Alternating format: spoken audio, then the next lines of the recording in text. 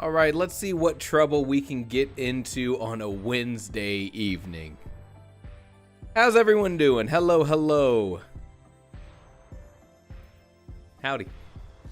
Howdy. Hello, Walter. How's it going? Alone no more? Likewise. Likewise. And that's the beauty of the live stream. We're all here together. Look at that. Something tells me it's going to be a chill night. That's the plan, at least. Hello, everyone. Hello, hello. Hope everyone's doing well. Mina, today is a good day. Oh, look at that. Love to hear it. Love to hear it. Hello, Mina. I'm glad to hear things are going well. Things are going pretty well over here, too. It's been a good day. And when you get those good days, you appreciate them. Don't take them for granted. That is for sure. It's going to be a chill day. And because it's going to be a chill day, maybe it would be fun to start with something new. Let's do the most important game of our generation. A little Housel. Housel.house if you want to play your own. Walter says, feeling sleepy in an oddly good way. I think that's called what would be a good term for that? Relaxation? Is that just being relaxed? Maybe you're super relaxed, uber relaxed. Holy moly. All right, help me with this one. Wild Wednesdays. Here's a home in California. If it's in California, townhouse kind of vibe. Oh my gosh. At least compared to where I live, this is like tiny. How do I get out of here? Oh no, I'm stuck. Okay, don't zoom in. Key point, don't zoom in unless you want to zoom out. If you want to zoom out, maybe that's what I should say. California Wild Wednesday. What kind of person's buying a 3-story townhome? And the real question is, how close is it to the beach over there? If it's in California, I'm calling it. This is a $750,000 home. Yeah, if it's in California, maybe add $500,000 to your guess. You know what, Mina? I'm going to listen to you. Let's make this a $1.2 million home. Too low. What? All right. Give us some more information. This is, I swear there's something wrong with my resolution here. See if we can zoom out or something. Oh, there. That looks better.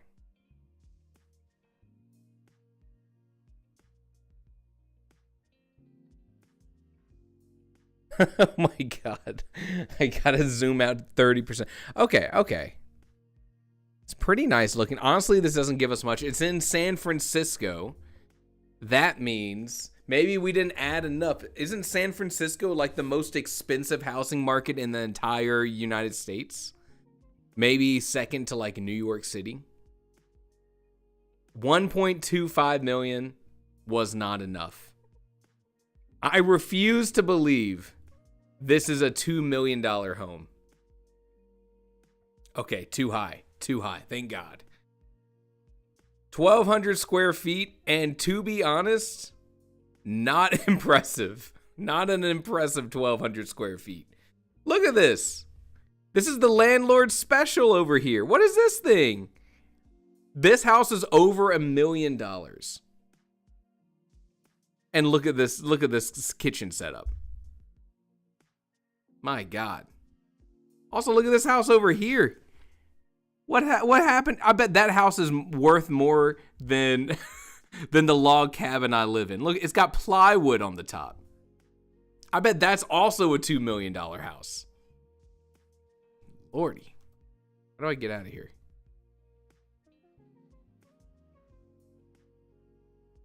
Oh my God. can't I can't zoom in on an image without breaking the whole thing. All right. So we guessed that one. It's between 1.2 and 2 million. The other house doesn't look that fancy. That's what I'm saying. I feel pretty confident this is a $1.6 million home. Too high. There's hope.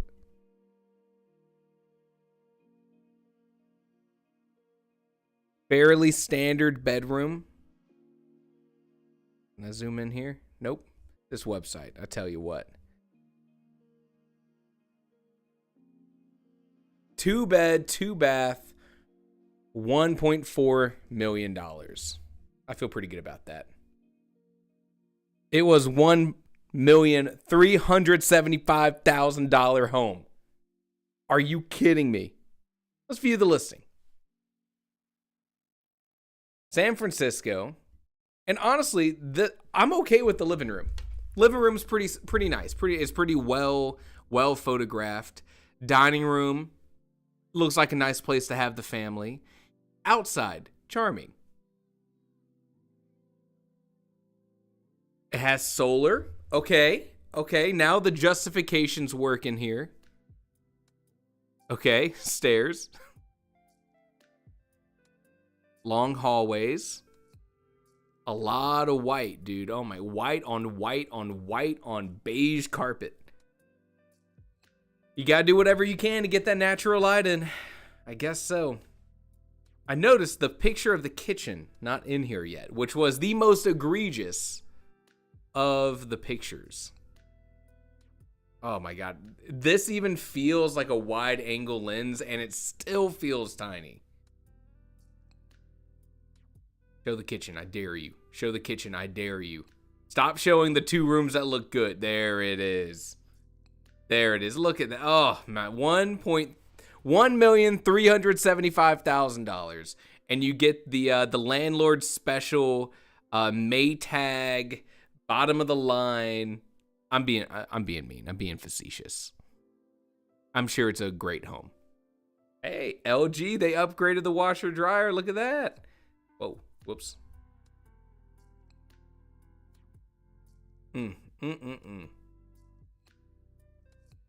Would you pay, here's a question. Would you pay $1.3 million for this house?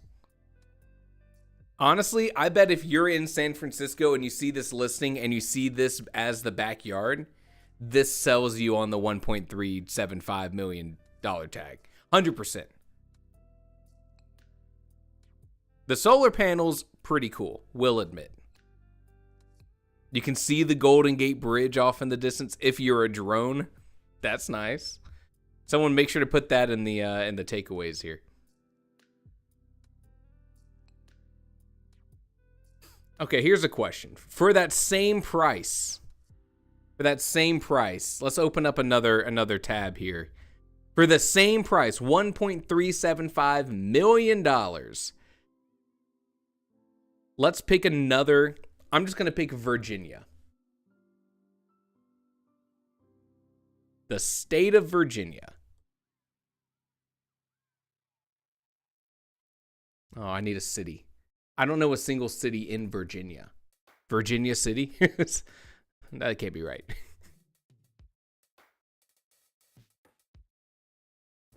What's a popular place in Virginia? Why am I blanking? I'm over here Googling Virginia cities. That's hilarious. Lynchburg.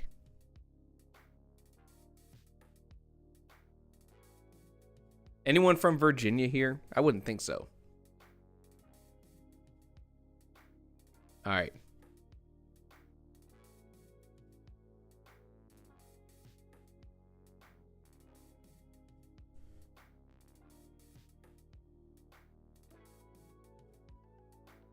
All right, check it. If you were to choose to live in Virginia, and I just picked that totally random, and you wanted something about the same price, this is what you're getting. Now, would you rather live in the landlord Maytag special? Or this freaking four and a half bath, 6,000 square foot, 3-acre home. Basically the same price. A little wiggle room. You know, this is 1.4 instead of 1.3. That's crazy. I would choose this over that townhouse anytime. Look at, are you kidding me? Come on. You get a dang spiral staircase. Oh, Danny, you missed something so much more important than the sprints. We played Housel, and the house in the game today was this townhome in San Francisco, California. This blue one right here. All right. So we talked about it. We talked about how bad the kitchen was, how you can see like the neighbor's house only has like a plywood roof. $1.375 million to live in this townhome. And the thing is, that's okay. Someone maybe really wants that San Francisco townhome. It's got a pretty living room. It's got nice. But then here's the thing. I picked a random city in Virginia. Same price. This is what you're getting in Virginia. Same price, basically. This is what we've been talking about. Look at the layout of this building. That's beautiful. For just about the same price, you could live here on 2 acres in a 6,400 square foot home, basically a mansion, or you could live here. Insane. Hold on. Let's get some good exterior shots. Look at this deck. Are you kidding me? Yes, please. Wow. Hold on. I feel like there's got to be like there's a whole detached garage, spiral staircase. Look, you don't even have to bend over to load the washer and dryer. I'd pay $1.4 million for that. Look at the closet. This is bigger than the living room of the other home. Need I say more? This is a beautiful home. Look at that. Wow. Brother, let's go. Okay, basement, still, room for improvement. You want a home project? You got it. Boom. Oh my God. Oh no. It even comes with a home office. Look at that. Show me. Everyone's over here talking about their own battle stations. Let me show you where I'm playing video games every single night. The dream room. Okay, to be fair, looks like it's hooked up to their whole home generator. Maybe there's a little bit more going on here and it requires a little access point. Who knows? I wouldn't think your whole home generator needs a connected computer. But, what do I know? America. And that's all the goofing off that we're gonna do today. Everything else is actual worthwhile writing stuff. That's the plan, at least. Just to make sure everyone knows about it, I did just announce in the Discord earlier today, starting on Friday, we will be doing a giveaway. The first giveaway of the entire writing theory platform ever in history. We've talked about this, I think, before in the live stream about the idea that, like, okay, so you go through, you finish your story, and now you want to improve it. How expensive it is to do some editing, right? And we have, I think Chicky said in the Discord now that their story's at like 300 something thousand words. And that's why when they're reaching out for quotes from editors, it's so dang expensive. I think the number I've been quoting is 28,000. I believe I searched that old message of his and it was like 18,000. Basically a bargain. So I saw that. I reached out to Pro Writing Aid because they just came out with this new feature called manuscript analysis. And I was like, if there was some way I could try to connect all the people in the Discord, all the people who are part of the community who want to do editing on their stories, I'm going to try to get them some value, right? So I talked with Pro Writing Aid for a couple weeks and was able to graciously ask and convince them to provide some manuscript analysis credits for a giveaway. And so on Friday, we're going to open up the giveaway window, totally free to apply. You do have to, if you were to, if you want to apply, you do have to have a Pro Writing Aid account. It can be the free one. You can sign up, whatever you want there. If you were to win a credit, the credit is put on your account, right? If you don't have an account, there's nowhere to put that credit. So I hope that makes sense. And then you have it and you can use it whenever you're ready. They never expire or anything like that. If you have a manuscript ready to go, you can run it right away. If you're in the midst of working on a story, you can keep working on that story. And as you get to the end, as you're tightening up everything, when you're ready to start editing, then you can run that manuscript analysis.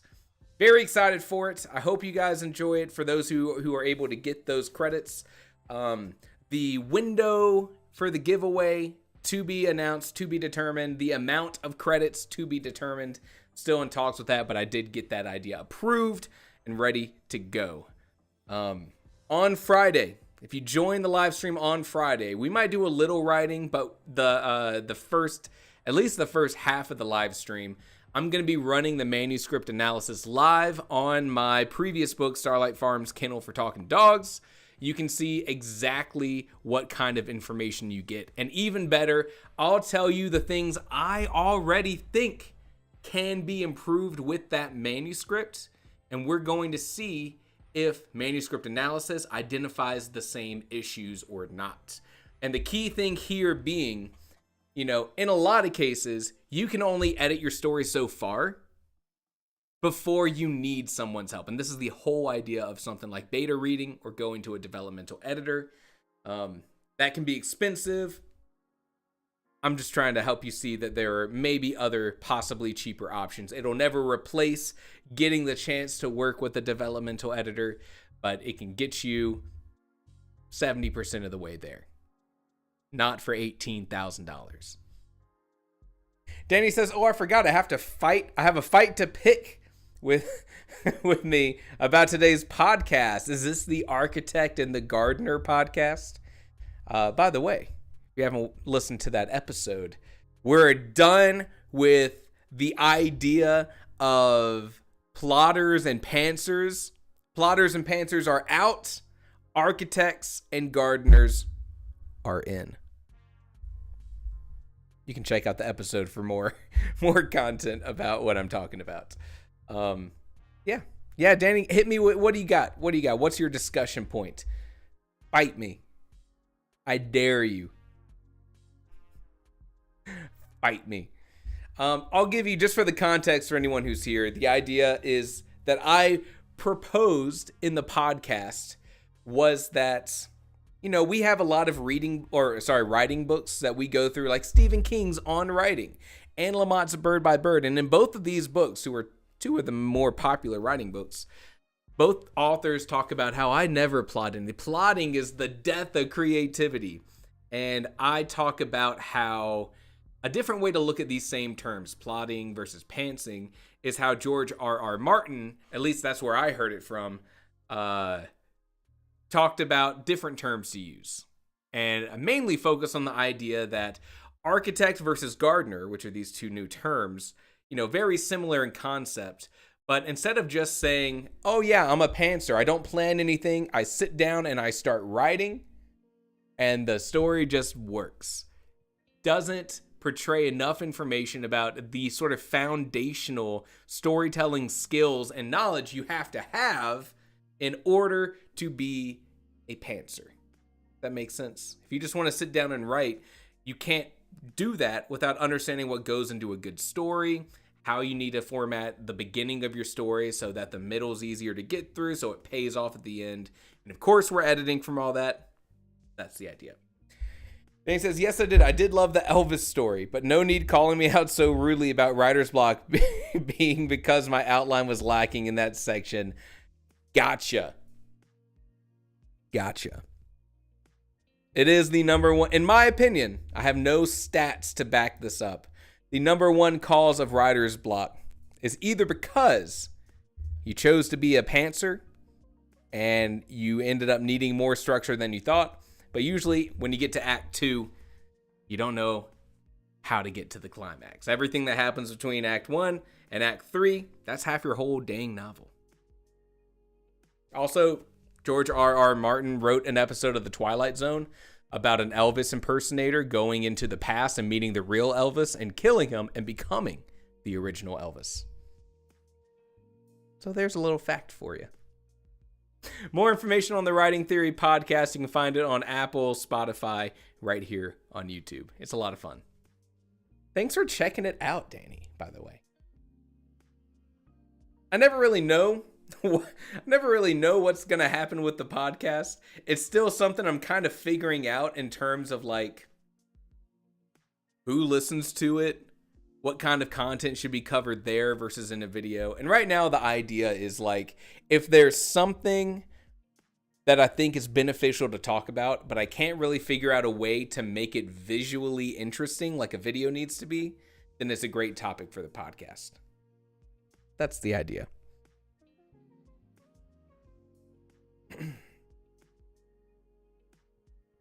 Walter says, my reason to stop writing usually is thing too complicated for me to want to fix it. Sounds to me okay, hear me out. Tell me what you think about this. I feel like there has to be some sort of great writing exercise that is to write like a 10, 20,000 word story that is as tropey and predictable as you can like make it, you know? A very classic story of like, you know, what would be a good example?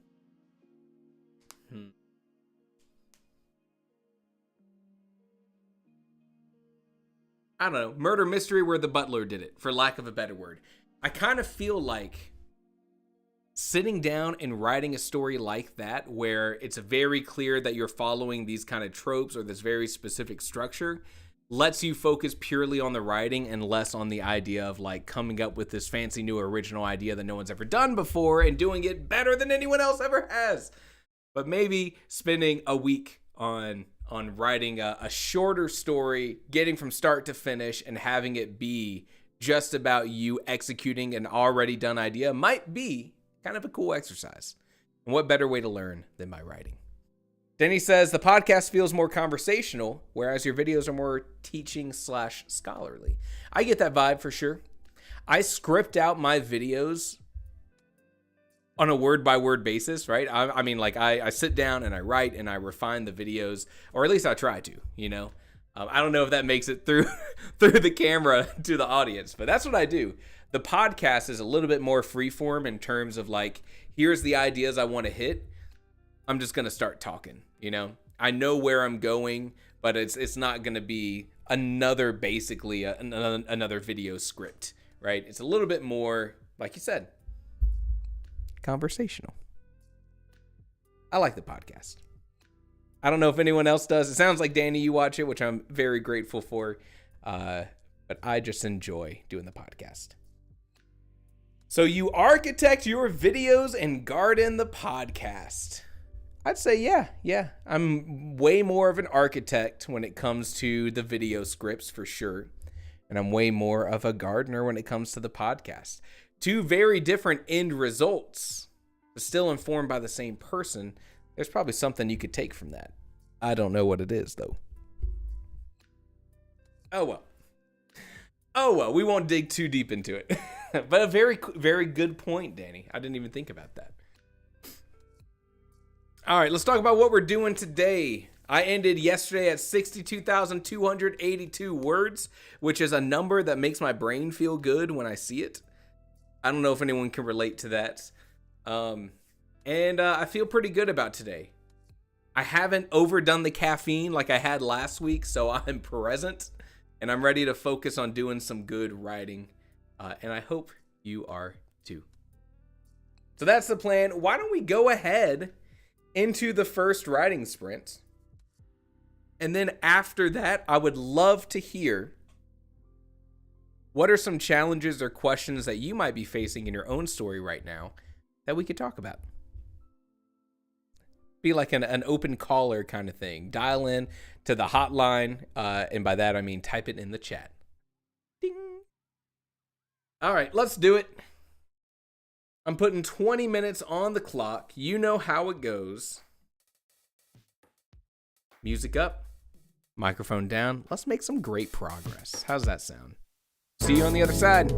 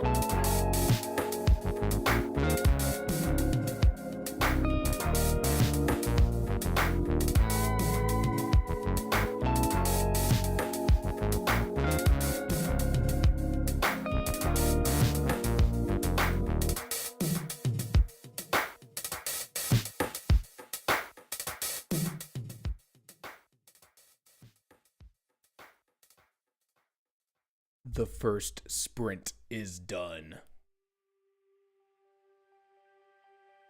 It's that easy. That easy. How did everyone do? 2854.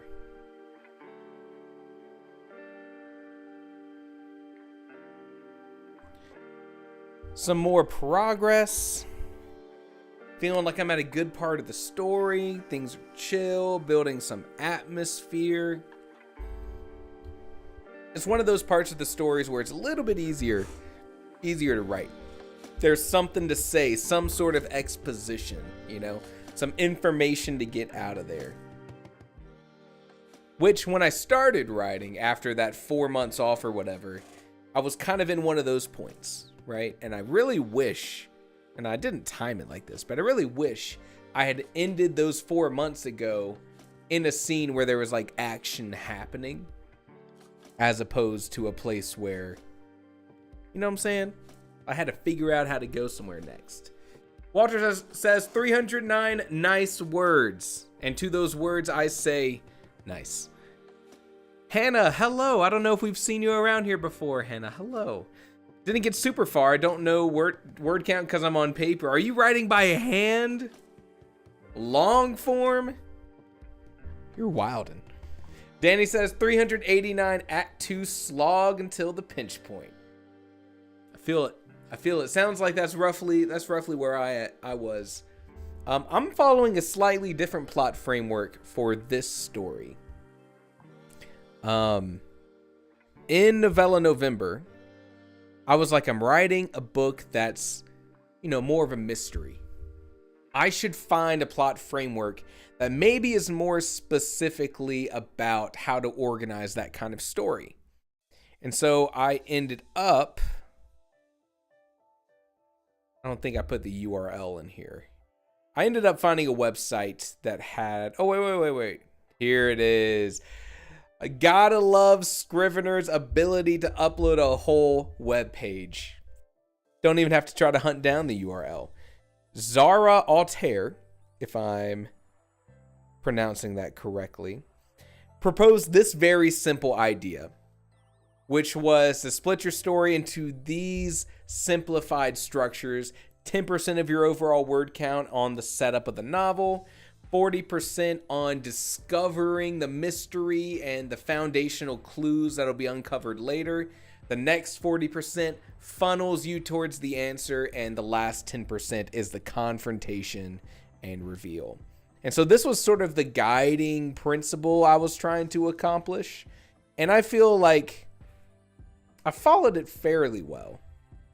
I took this and I distilled it into a table of my internal and external story, my storyline A, storyline B, if you're familiar with these terms. If you're not, storyline A is your external conflict, your external plot, all of these names, you know how it is with writing. This is like the events of your story. What's happening? What's like the plot, right? Storyline B, the internal conflict, I think is what it's called, is like the personal change your character goes through.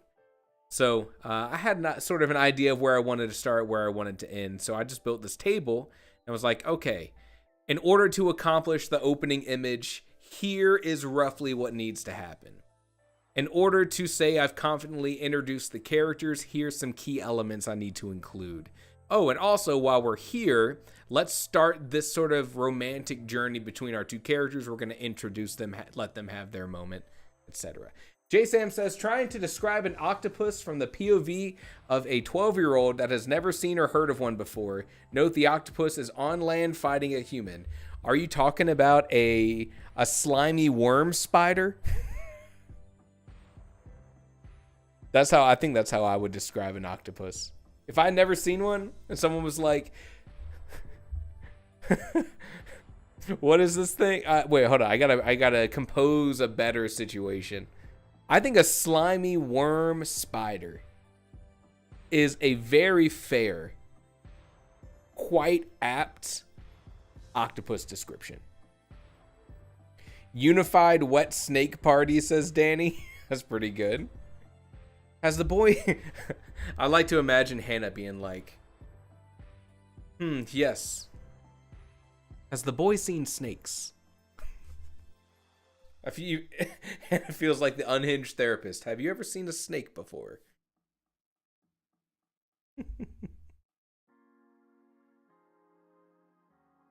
Girl and possibly. Would a girl describe an octopus different than a boy? Now there's your question.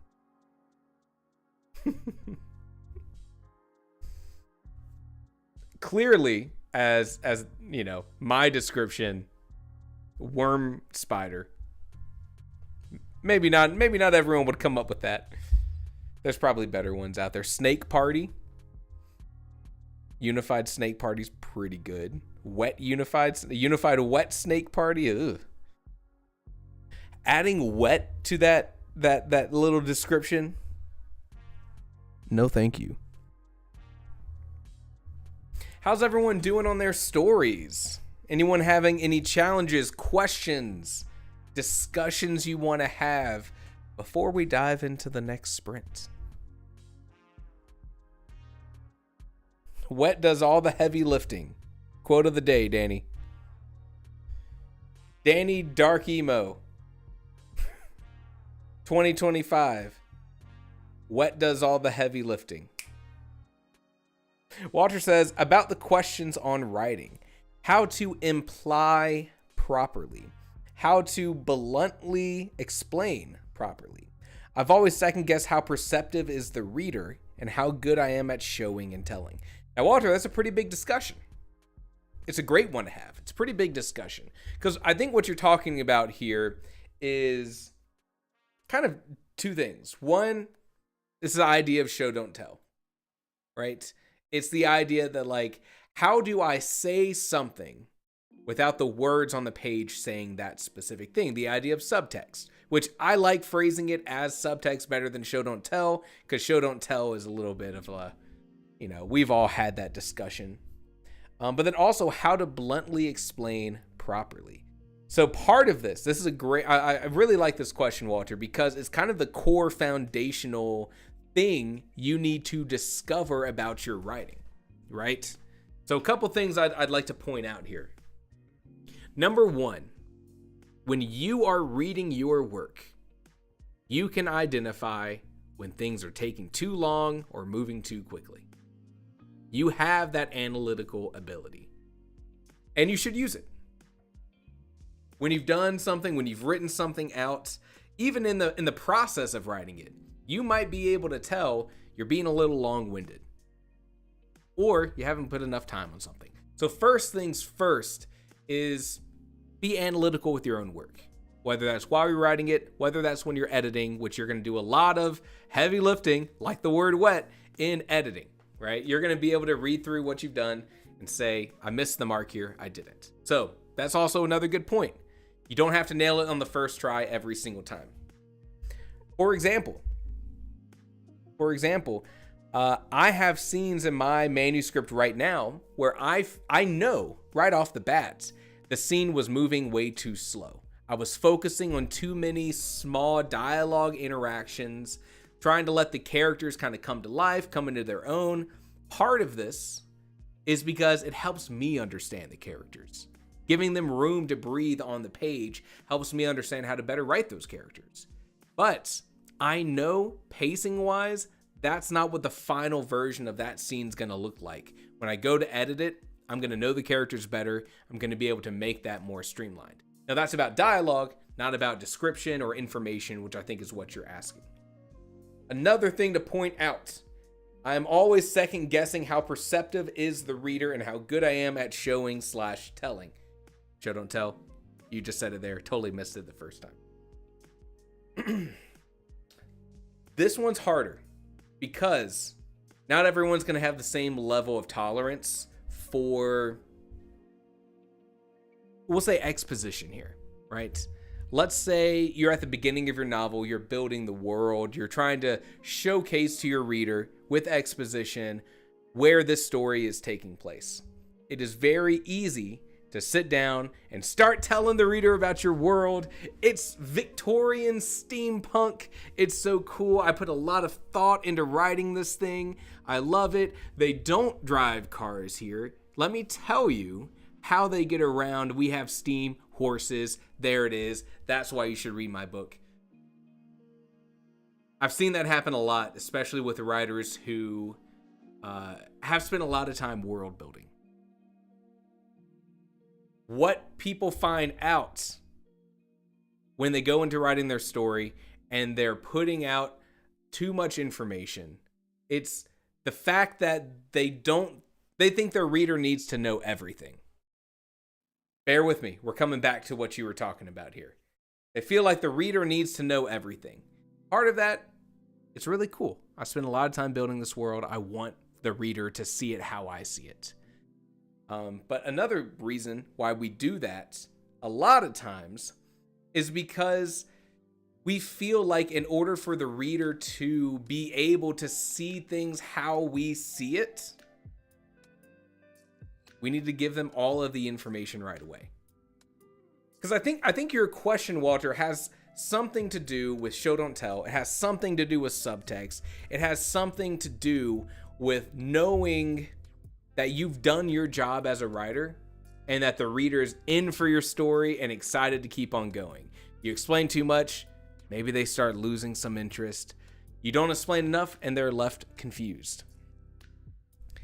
This is the kind of thing, and why it's so frustrating, this is the kind of thing where at some point you need to show your story to someone.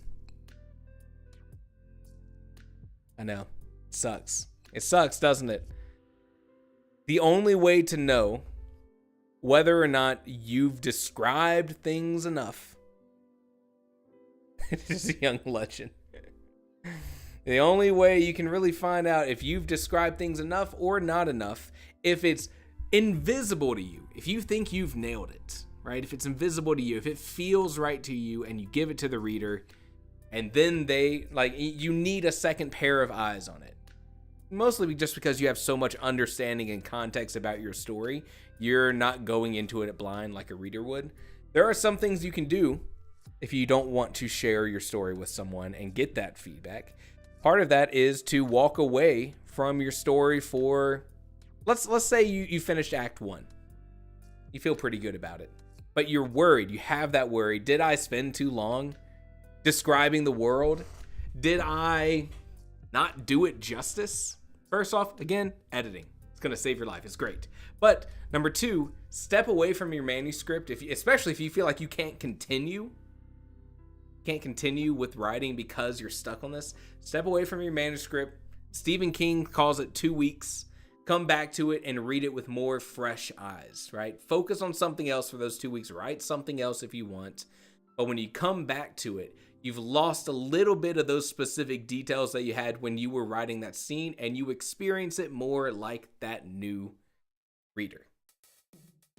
There's probably so much more I could say about it, but it's just a big topic. I mean, it's kind of like saying, how do I know I'm writing well? There's just so much that goes into it, because writing at its core is describing things in the appropriate pacing. I don't know, dude. It's a tough one. It's a tough one. A great place to share that writing when you do feel ready to share it can be in our Discord. And that's a specific question you can ask our community members when you share that, is like, hey, here is 2-3 chapters from my story.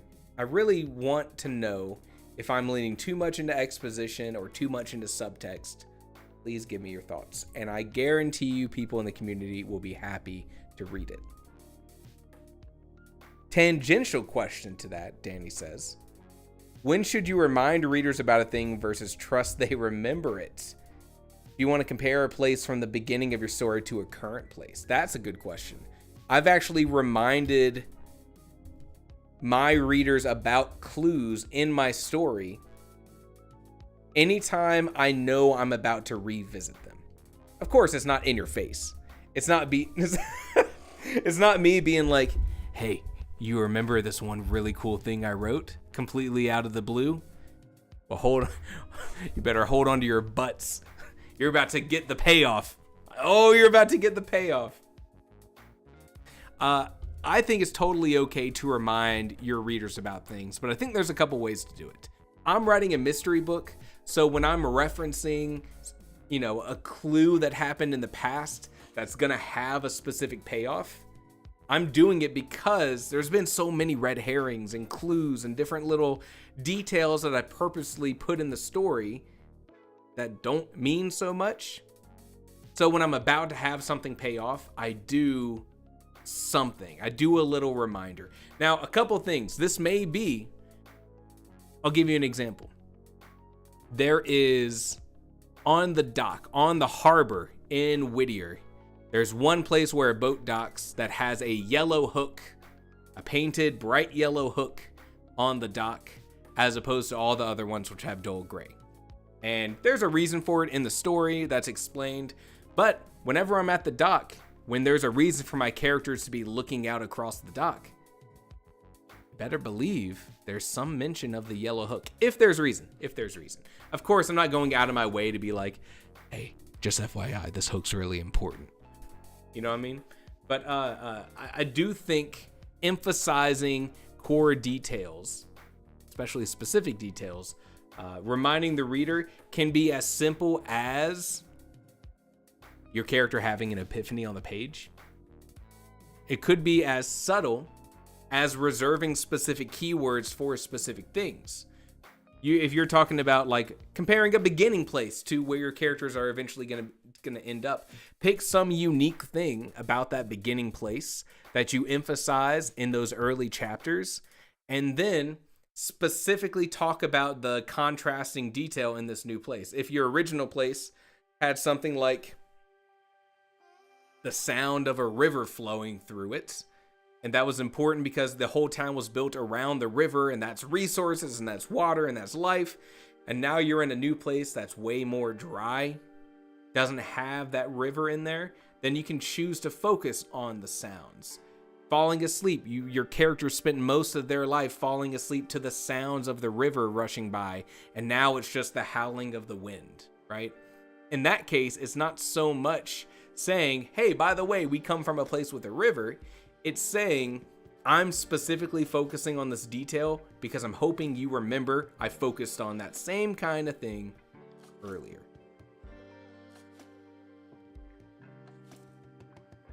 I've also had my character be like, wait a minute. I've written epiphanies down.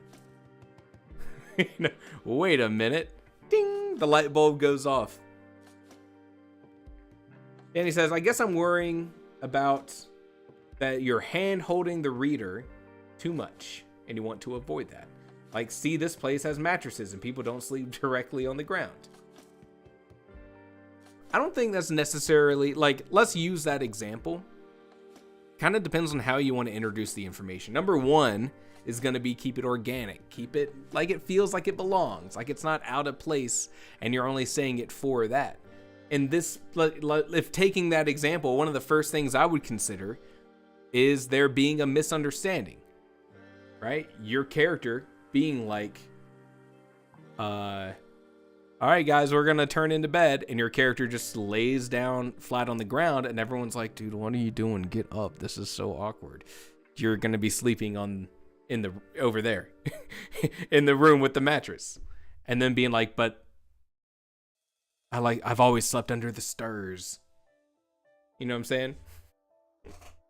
So, I mean, you can do these sort of things without it being in your face about, the reason that you're doing it, especially if you can build it into dialogue. If you can build it into dialogue, you're golden. If you can build it into action, silver medal, right? You're close to it. If you can fit what you're talking about into dialogue in a natural way, that will almost always be the best way to do it.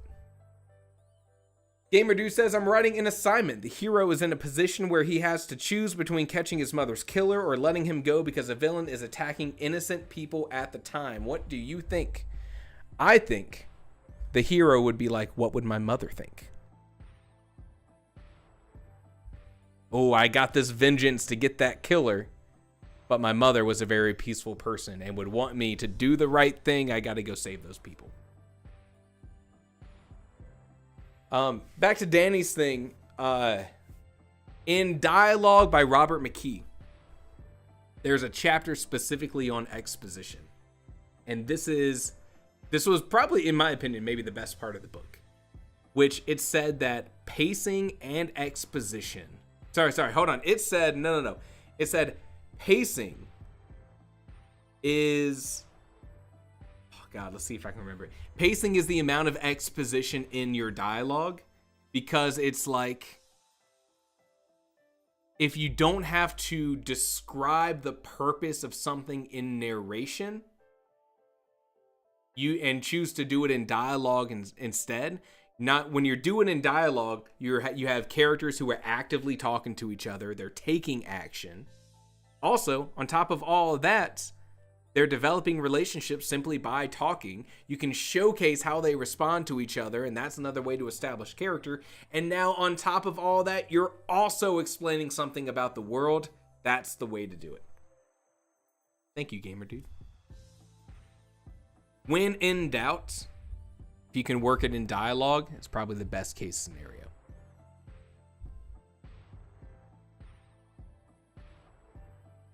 Those are both complicated and good questions, Danny and Walter.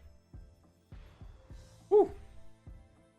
There's probably a whole long form, podcast or video that you could do just about things like, how do you know if you are putting enough detail in your writing? But unfortunately, a lot of it's probably going to end with you saying, write it, read it, get it to the point where you feel comfortable with it, share it, and get feedback. That's probably what it's going to come down to. The truth is, Danny, nodding like you can see me.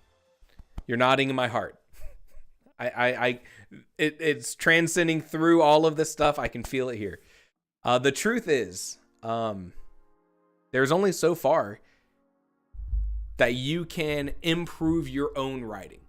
You have a limit. You have a brick wall where eventually you're not going to know how to push that story to that next level of better, right? That next level of edited. You are only, you can only see, what's the right way to say it? I talk about this in the Brandon Sanderson beta reading video. At some point, you have applied all of your own personal feedback to the story that you can, and you're done. And that's why beta reading exists.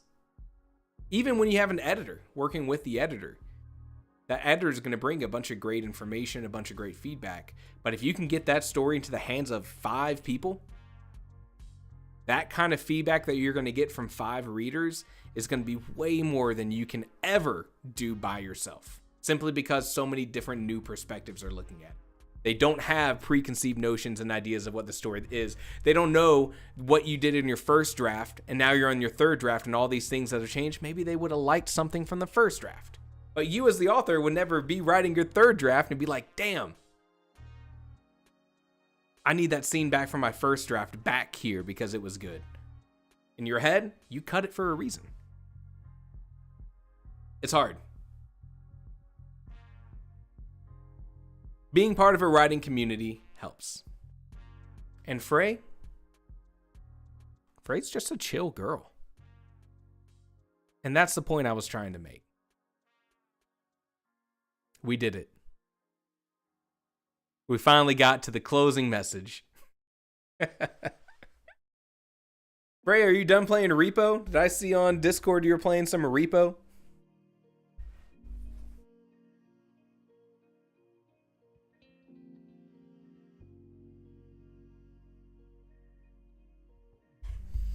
I saw a clip from Repo yesterday, and it made me want to try playing it. But I missed the Lethal Company train.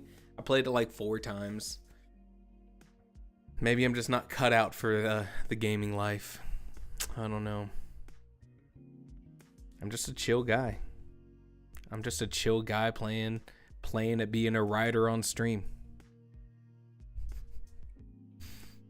Repo is so much better. You can always start. I do got a gaming computer. I do got a Steam Deck. Ain't nothing stopping me, right? Frey, are you going to do some writing with us? Are you just hanging out for a bit?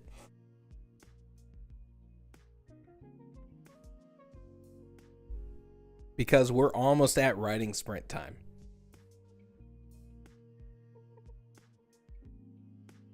Because that's what we're doing next. We just had a very long, lengthy discussion about detail in writing, subtext, how far can you push your own novel, why are we all at the behest of others.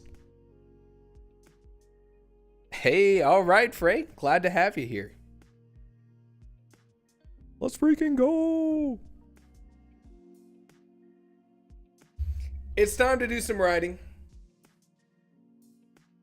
I feel what's the right word? I feel like I've gone on too many monologues on this break. And I think it is time for us to do some writing. So another 20 minutes on the clock. And I'll see you on the other side. This is 102 FM. WT 94, Carson Long. Carson Smooth Operator Long, taking you into the 505. I need some sort of soundboard here where I can like switch on some radio vocal effects. Welcome to WT 905 Classic Rock. I'm your DJ today, Carson Long. Smooth Operator Carson Long. We're going 20 minutes of lo-fi, high class writing music. These are beats to write to. Sponsored by Beats by Dre. Music going up. And I'll catch you every hour on the hour. Nailed it.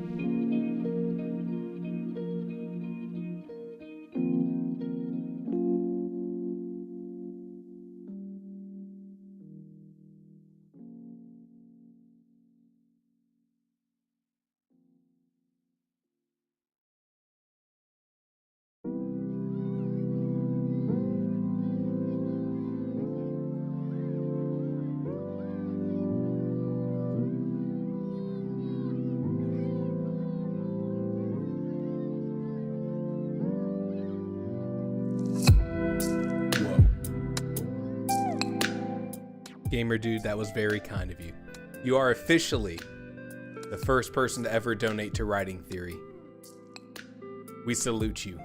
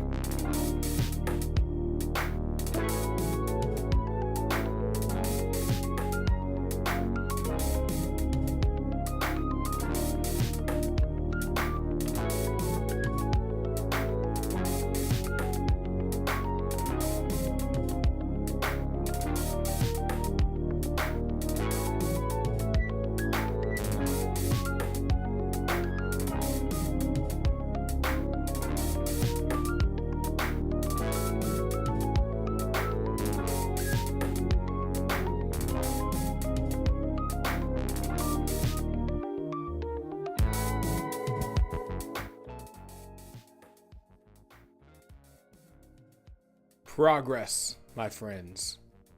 Progress. Every sprint is progress. Let's go. And it is 63,415. How'd everyone do? How'd everyone do? Walter says 175 dialogue words. There you go. You see, Walter, the thing I like most about your check-ins is I always get a peek at what kind of words you're writing, and that's important. Frey says 285 words of dialogue. My God, it's a dang dialogue party. Let's go. Look at us. Hey, look at us. Do you find, here's a question for you. Do you find it easier to write dialogue or easier to write description and action? Is there a certain kind of writing that you find comes easier to you? Danny says 662 words from the gossip characters. Ooh. From the gossip characters. Hannah says, so very slow. I'm not sure a 9-year-old boy could do what I'm writing him to do. And that's why we read stories. That's why. Ray says, I find both equally as easy. What I struggle with is combining them. Hey. Young Legend says, dialogue. I forget to describe any and everything.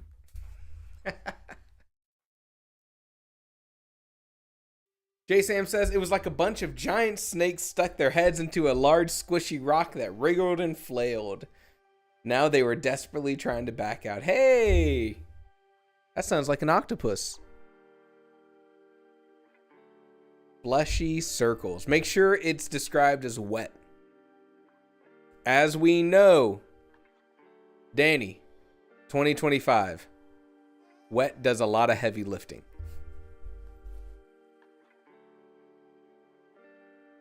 As we all know. So I'm interested to hear everyone say that they find dialogue to be easier. Because a lot of times, like in the Discord, there's been sometimes I've asked the community, like, hey, like, what's on your mind? What do you want to know more about? You know, that kind of thing. And I feel like dialogue comes up pretty often. Walter says, perhaps dialogue is easier as the sides are more defined and the conflict is more obvious. Very interesting. Quite an interesting point. Danny says, right now it could be a normal land snake party. Hey, we got someone new. Hello. What's the pronunciation here? Thai? Hello, welcome to the live stream. Here for the vibes and maybe to learn something. Well, good news, we got lo-fi music, that's the vibes.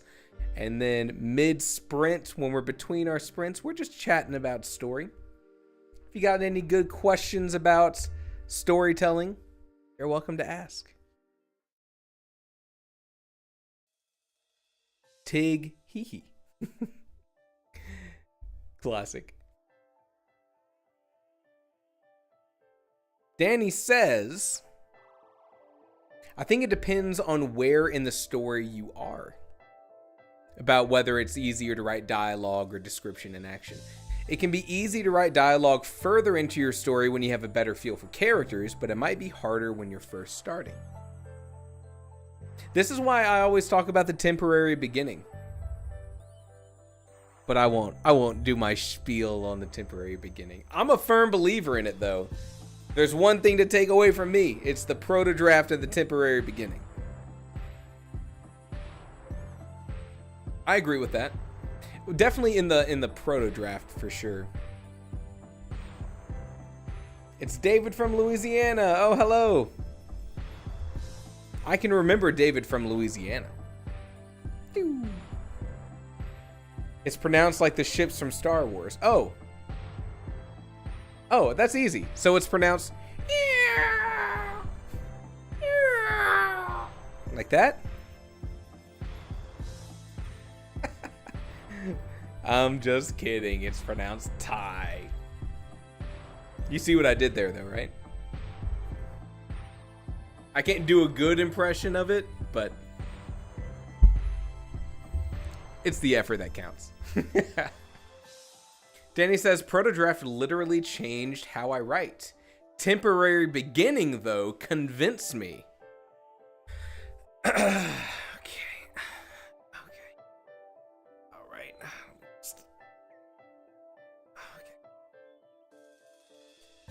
Okay. All right, Danny, I'll tell you about the temporary beginning. And it's Kaylee. Hello, Kaylee. Temporary beginning. Here's the idea. I always put this as part of my description of the Protodraft. The temporary beginning serves two purposes. The first purpose is that I have found in my own personal journey as a writer, when I was growing up, I felt like teachers spent a lot of time telling me the first sentence of your story is so important. The first paragraph, the first page, right? And that was like a very traditional literature mindset of like, the first line of your novel has to be iconic and attention grabbing and, yada, yada, yada. And so there is still, even outside of traditional literature, this focus on having a good beginning. You got to hook the reader, right? Hook them. Isn't that like a Texas football thing? Gig 'em? Is that something else I've heard? I don't know if I should say that on stream. Oh, God. Temporary beginning is meant to do two things. The first thing is to give you every excuse to start writing your story. It's easy to kind of come up with, my story's going to be about this. And it's easy to think like, I have this really cool climactic big scene that's going to happen at the end of my story. But sometimes the hardest thing about writing your story is simply starting it. Because that is the single individual moment where your story stops going from infinite potential to being limited by how you tell it. And a lot of people might start writing that first chapter and immediately be like, oh, this isn't what I had in my head. So the temporary beginning says, write your beginning with the knowledge that by the end of your story, you're going to know your characters and the theme and the actions of your plot so much better. You're going to want to come back and change that beginning anyways.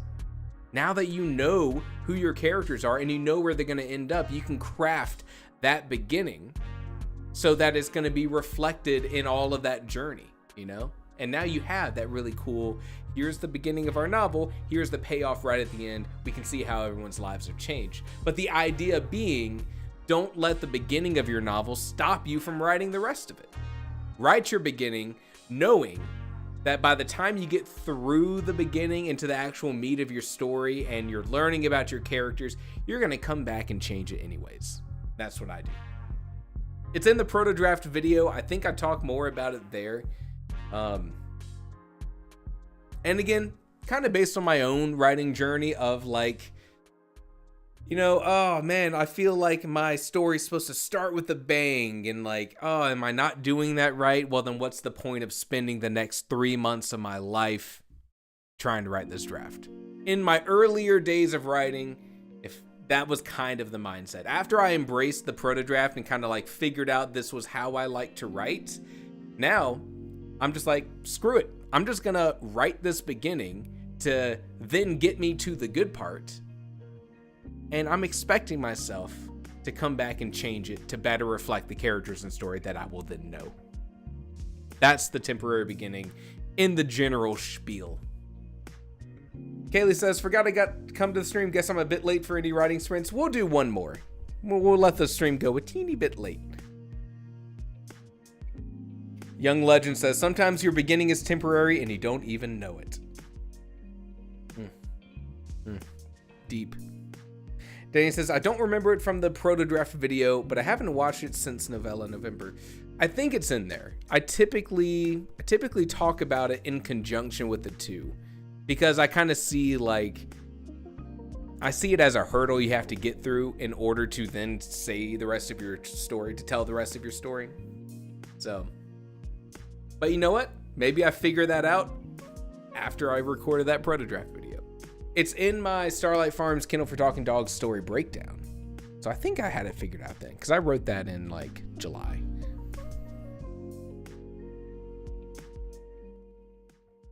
All right. Let's do... I'd love to hear your thoughts on the temporary beginning. And honestly, it may be that other people don't feel that same pressure at the beginning of their story that I used to feel. And maybe you've never had to worry about the temporary beginning. Maybe you got that firm vision of how your story is supposed to start. And if you do, that's great. When I'm writing my story now, I typically just be like, here's the first thing that kind of comes to mind. I'm going to write through that to get to the point of sort of like where I really begin exploring my characters and building their character moments and all that. And then I'm going to come back and like make something a little more fine-tuned. All that being said, Kaylee, glad to have you here. We've had a lot of great discussions today. We are going to end with a little mini sprint. How's that sound? Let's do a 15-minute sprint. We can at least end saying we got just that many more words out. Yay, mini sprint. Woo! It's been a good live stream. I've had a good time. We've had a lot of discussion, a lot of talking. I've gone on a lot of monologues. I don't know if that necessarily means it's been a good live stream, but I like when we get to discuss writing. I like hearing your questions, your viewpoints. That's the best thing about live streams, in my opinion. All right, mini sprint, let's go! Music is up. Clock is going. 15 minutes, let's do it.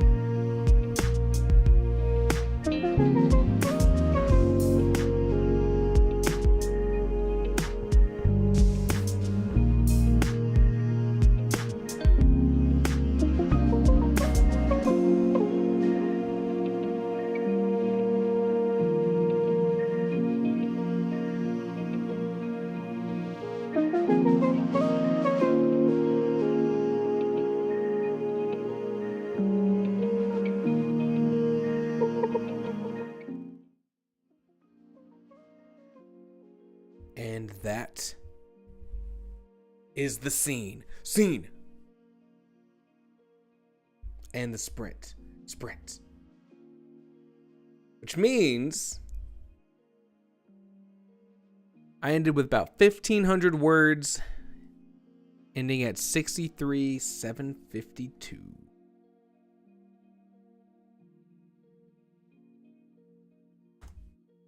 How did everyone do? Did you finish strong? Did you make it? Kaylee says 189 words in the sprint, most of it spent introducing a new character. That's always fun. It is pretty fun to introduce a new character, in my opinion. Getting to choose, okay, like what am I going to focus on? Like what are there 2 or 3 little things I can do that are going to make this character pop on the page? Where the reader's like, I see, I know who this person is. Nice. How'd everyone else do?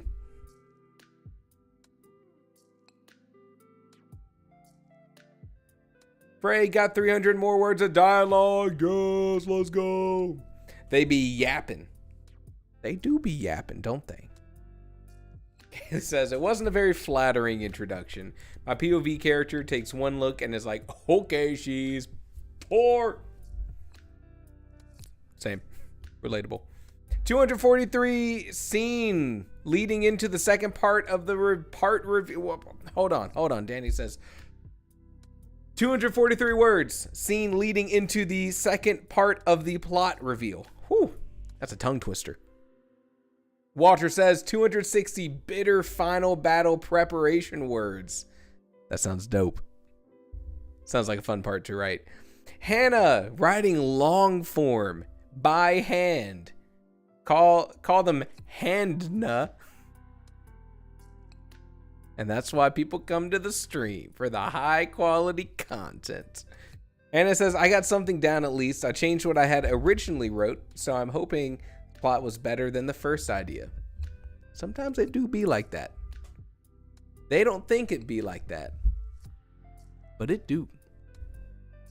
It do. I gotta say, fun live stream. Fun live stream. Thank you for listening to me yap. For those who have watched a writing theory video, possibly today, and possibly checked out the podcast, new episodes every Wednesday, and come to the live stream, you have probably heard my voice too much today. That is crazy. If you don't know what I'm talking about, live stream new episodes every Wednesday found on Spotify, Apple, YouTube. Denny says, how close are you to where you want to be, Carson? I'm a little short. You know, in a perfect world, my goal was to really kind of finish the story before the end of the 2 weeks of live streams. I'm not really super close to that.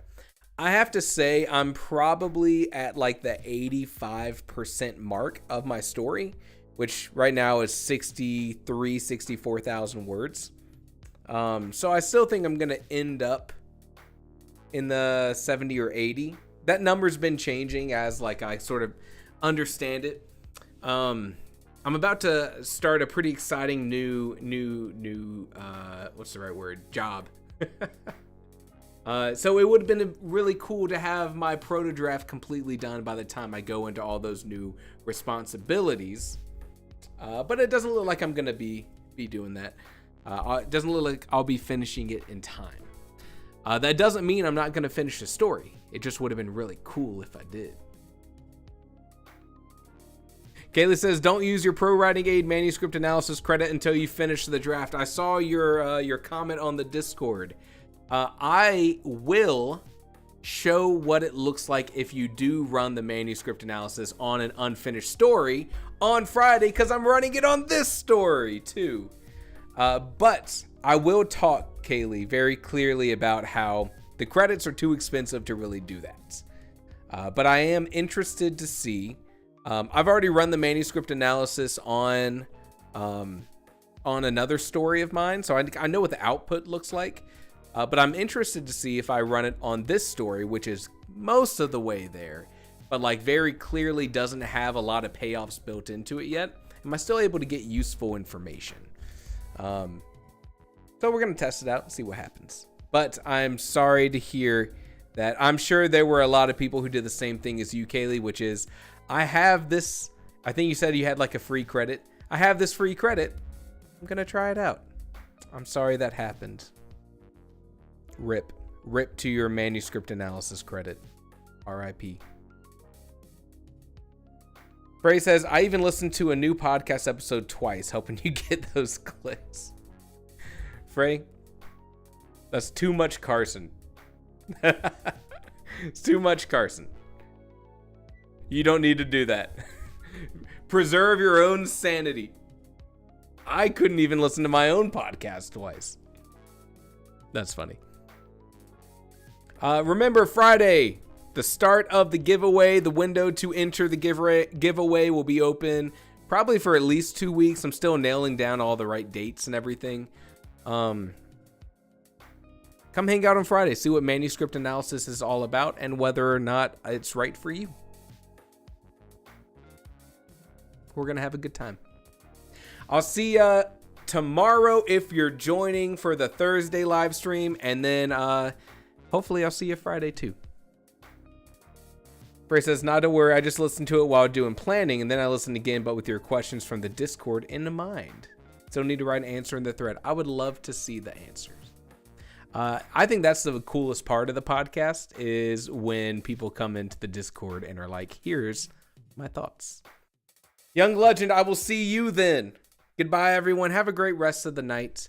I had a good time hanging out with you. And you were here for a ceremonious first happening. We got our first donation ever, which is definitely not necessary, but very much appreciated from GamerDude, $2.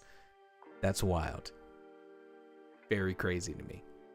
Have a great rest of the night, everyone. And hopefully I'll see you again this week. Take care.